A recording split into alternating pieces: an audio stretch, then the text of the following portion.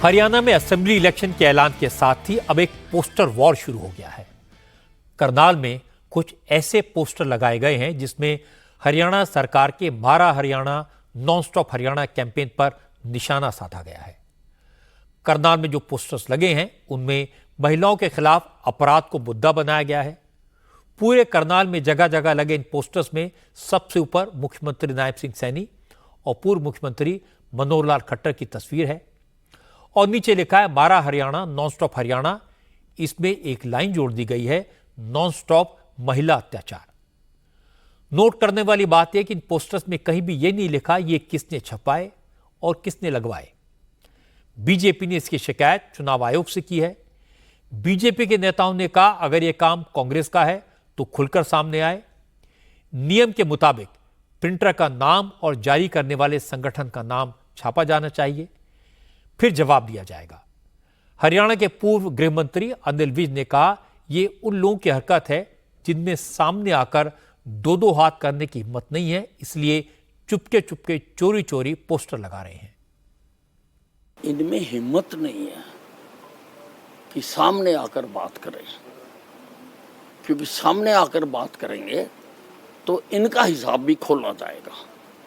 इनको बताया जाएगा कि तुम्हारे राज में कितने कितने जुल्म हुए, तुमने क्या क्या किया। तुम्हारी माँ ने दूध पिया है तो अपने नाम से छापो। ये चुपके चुपके चुपके चुपके तुम्हारे में दम नहीं है। मरी हुई कौम हो, दम है तो नाम से छापो।